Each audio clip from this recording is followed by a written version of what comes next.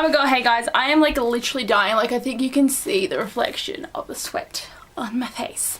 It is way too hot. I think a storm's coming, but like I am literally dying, like literally, and I have to film, and I've just been lying on the couch like all day like it's too hot, and it's probably only like 20 degrees in Dubai, but like honestly I feel like I am actually dying. But anyway, today is Top 5 Tuesday, and I'm bringing back one of my favorite topics to do because I've done it at least twice before, but I'm bringing it back for a third time, and that's to do my top 5 favorite tropes. I always find more tropes that I like and dislike the more books that I read, and I make a new list when I have enough tropes to actually talk about, so I am excited to get into the list and talk about the tropes. But anyway, number 5 is when the princess saves the kingdoms. In this trope, the princess doesn't have to be kick-ass or know how to do anything. Like, she can just be completely and have no idea what's going on, but it's when, even though all these males around her think they are the best, the princess ends up winning the day and fighting, getting the villain gone and doing everything she needs. But I just love it where it's like the princess saves herself kind of trope. She doesn't need Prince Charming. She gets in there and she fights. Even though she can be terrified, she does what she needs to do to save her people and her kingdom, and I just love it when the princess ends up being the hero. And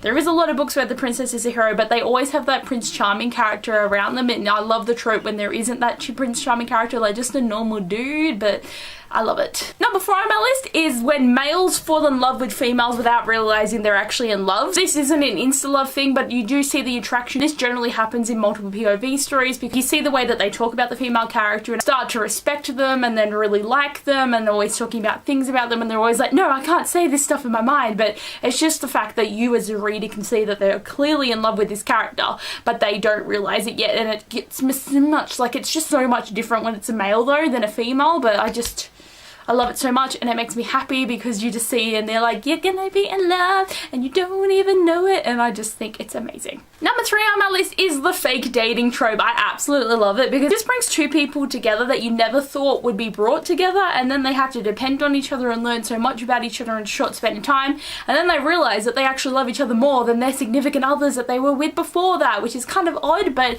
I love the fake dating, and it's always a very interesting trope and makes for a really fun story. But I've only read a couple of books with this, and I want more. I want more books about fake dating, even if it's just contemporary or it's fantasy or whatever type of books, but fake dating just gets me in the soul.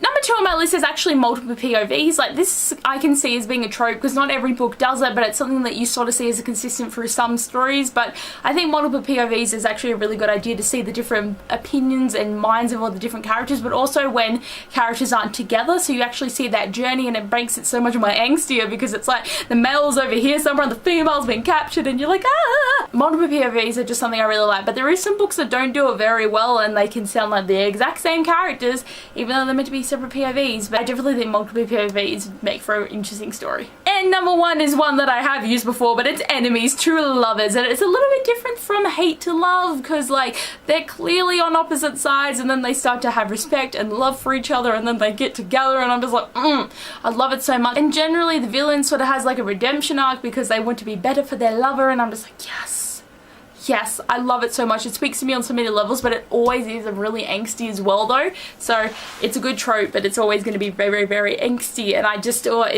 love it so much. But anyway guys, those are my top 5 favorite tropes, even though it brings it up to about 15 in the list. But I always love talking about tropes. It's so much fun, even talking about the ones that you don't like. But anyway guys, thanks for watching this video. I hope you enjoyed, and I'll see you guys later. Bye!